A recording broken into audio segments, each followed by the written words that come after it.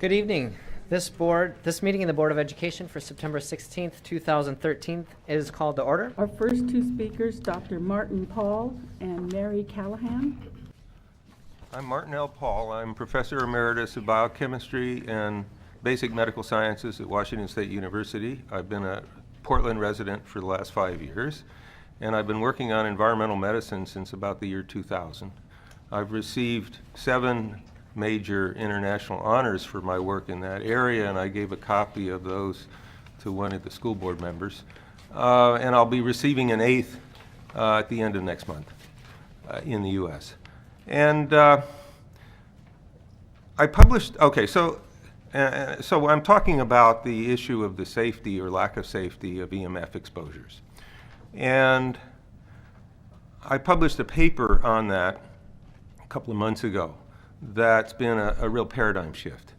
Let me just say that the situation before that paper was published is that people have been assuming that the only thing that electromagnetic fields can do is to heat things, like heating things in your microwave oven. And yet, and what we know now, and in fact there was evidence before my paper was written on this, a lot of evidence, is that that's simply not true. What EMFs do in our bodies is they work on some channels in the plasma membranes of our cells called voltage-gated calcium channels.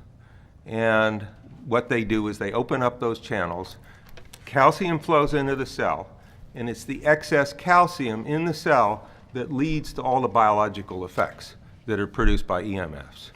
So all of the assessments of safety, which have been based on the assumption that the only thing that these fields can do is heat things, are based on a falsehood. Okay, we know that now. And let me just say that the reason we know that is because you can block these EMF effects with drugs that block those channels.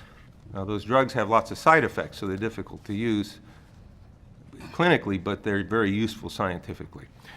Okay, now, when you have this situation then, where excessive activity of these channels is what the EMFs produce, then of course you immediately ask, okay, what kinds of diseases can be produced by excessive activity of those channels? And so I've just started looking at that issue over the last 2 months. I just sent a paper off making very strong arguments that autism is one of them. Why is that? Well, we know, first of all, that autism incidences have been going up very rapidly, paralleling the exposures to EMF fields, right? Everybody knows that. And there is now evidence from some studies of a mutant called Timothy syndrome that, sorry, am I 3 minutes up? Okay. Okay, so let me just say that autism's one of them. We know that. A second one is type 2 diabetes. A third one is the kind of cardiovascular disease that has to do with the electrical control in the heart. And the fourth we won't talk about. Great, thank you. Yeah. I'm Merry Callahan, the author of the constitutional argument in Morrison v. Portland Public Schools. I'm here to talk about legacy, mine and yours. My legacy charges me as a Hanford Nuclear Reservation downwinder survivor and as the daughter of a Marine raider who volunteered to rescue victims of Nagasaki at Ground Zero. My legacy charges me with no less duty than the defense of another generation of innocents forcibly exposed to atomic radiation. You call it Wi-Fi. It's a cute marketing term. But wireless radiation cannot shed its radiation identity because that is what it is. While as a nuclear engineering student at the Oregon State University, I learned what the American trial lawyers now stand behind, that wireless radiation health effects are equatable to the same disease and latency as that from nuclear radiation exposure.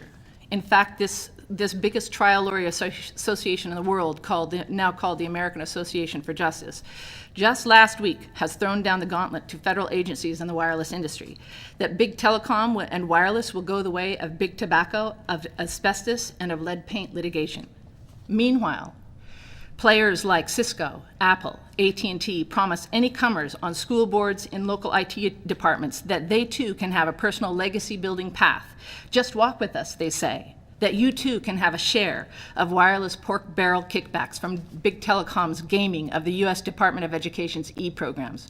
All you have to do is turn a blind eye, believe in the fable of harmlessness sold to you as a cost-benefit value-add sales pitch fed to your MBI IT guy. I call him the decider. This decider for all of you who not only has no biosciences, who has no health training, but professes in deposition on your record that he doesn't even have a curiosity about the health effects of wireless radiation, and anyway, he doesn't believe in it, as if his confession were some sort of religion for efficiency on your balance sheets.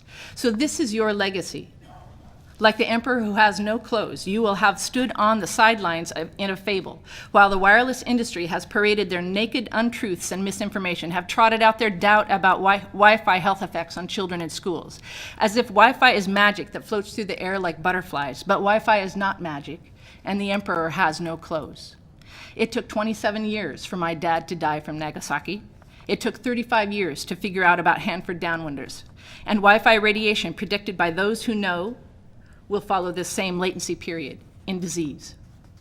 Your legacy will be on the wrong side of this science, on the wrong side of history, on the wrong side even of 60,000 pediatricians who have recently sent a letter to Congress begging them to stop this exposure of children to a Class 2B carcinogen, an agent the same as DDT, lead, and gasoline paint in fumes. No kid will escape this Russian roulette you are playing with their lives and their future. So why did I come today?